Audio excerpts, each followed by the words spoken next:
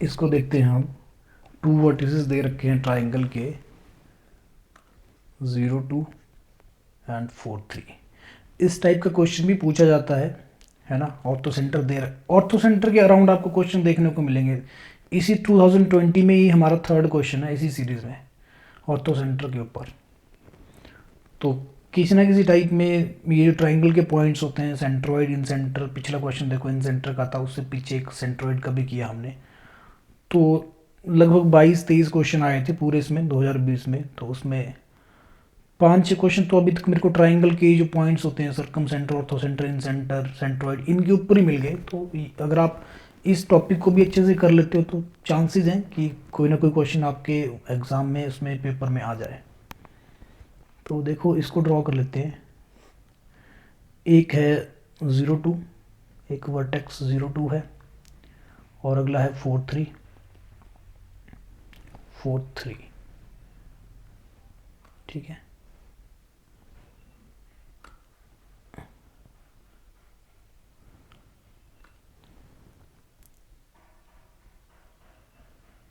और इसका मान लो थर्ड वर्टेक्स कहीं ये है इधर जाके, है ना। थर्ड वर्टेक्स के बारे में पूछा है।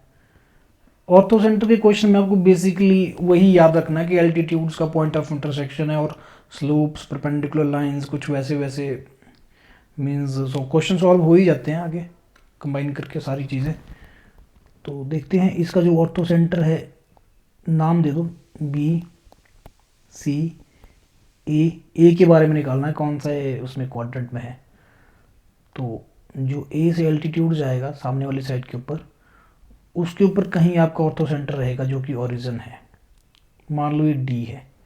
तो सबसे पहले स्लोप देखो बी सी की, जो हो जाएगी 3 - 2 डिवाइडेड बाय 4 - 0। तो ये 1/4 आएगा। तो इसका मतलब यही हुआ कि जो ए डी है उसकी स्लोप तो फिर -4 रही होगी, क्योंकि एल्टीट्यूड है ये, बी सी के परपेंडिकुलर है। तो बी सी की स्लोप से मैं निकाल सकता हूँ जब सिंपली परपेंडिकुलर लाइंस का कंसेप्ट यूज़ करके। Therefore equation of A D भी आ जाएगी।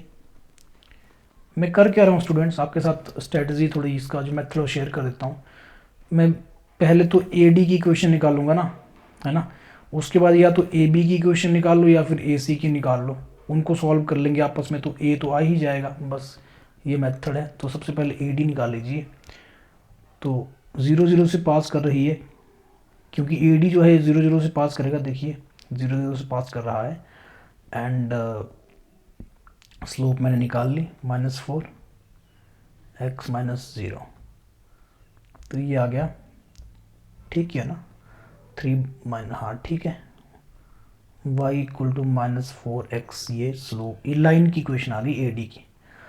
अब मैं निकालता हूँ कि इसको ए बी को निकाल लेता हूँ या ए सी को निकालूँ। ए बी को निकाल लेते हैं क्योंकि इसमें तो 1.0 है, कैलकुलेशन और आसान हो जाएगी। तो ए बी की इक्वेशन कैसे आएगी। अब ये हमारा नेक्स्ट क्वेश्चन है, कुछ दिख रहा है क्या। ऑर्थो सेंटर, हाँ, ए बी की इक्वेशन निकालने के लिए ना, मतलब किसी भी लाइन की इक्वेशन को निकालने के लिए कम से कम 2 चीज़ें चाहिए होती है ना। तो यहाँ पे एक पॉइंट तो आपके पास पॉइंट तो है ही, जो कि बी खुद है ना। अगर किसी तरह से इसकी स्लोप पता लग जाए तो ये इक्वेशन भी आ जाएगी। स्लोप कहाँ से आएगी, देखो ना। लेट ये जो पॉइंट है इसको मैं ई लिख लेता हूँ कुछ, है ना। ई लिख लेता हूँ। और अब देखो इस लाइन को अगर मैं ऐसे ही ड्रॉ कर दूँ, जरूरत तो नहीं है पर ऐसे ही समझाने के लिए, तो ये भी तो एल्टीट्यूड होगा और ये सामने परपेंडिकुलर बनेगा, है ना। तो मतलब ये हुआ जो स्लोप ऑफ ए बी होगी, इसको अगर मैं स्लोप ऑफ सी ई से मल्टीप्लाई करूं, क्योंकि परपेंडिकुलर है तो -1 आएगा। तो इसका मतलब slope of A B and slope of C E दोनों पॉइंट्स अवेलेबल हैं, तो निकाली जा सकती है। 3 - 0 4 - 0 equal to -1। This means slope of A B it is equal to -4/3 आ रहा है क्या। Yes, it is -4/3। तो ए बी की इक्वेशन निकालते हैं अब। ए बी की equation, therefore equation of A B,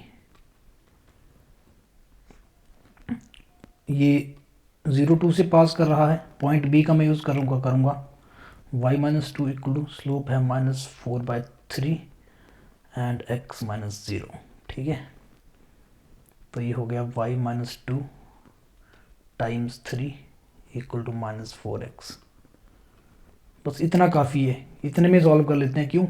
क्योंकि इसमें एक चीज़ -4x आ रही है और -4x उसमें AD में भी है, तो मुझे बेसिकली अब AD और AB को तो सॉल्व करना है। आप देख रहे हैं ना, मुझे AD और AB को सॉल्व करना है। AD और AB देखो यहाँ से अलग कलर से शो कर रहा हूँ, ये आपका AB है और ये AD है ना। इनको सॉल्व करेंगे तो पॉइंट A मिल जाएगा ना। ये आपका क्या है, ये AD है और ये AB मैंने अभी निकाला, तो -4x दोनों में है, तो मैं -4x की वैल्यू डायरेक्टली भर देता हूँ ऊपर, तो ये हो जाएगा इक्वल टू y 3y - 6। तो यहाँ से 2y इक्वल 6 और y इक्वल 3, y इक्वल 3 आ गया। अगर y 3 है तो x कितना आएगा? This means x equal to -y/4 which is -3/4। ये क्या आया? ये पॉइंट ए के कोऑर्डिनेट्स आए, -3/4 एंड y आया 3, तो ये सेकंड क्वाड्रेंट है, क्वाड्रेंट 2। तो देखिए बढ़िया क्वेश्चन था ऑर्थो सेंटर के ऊपर।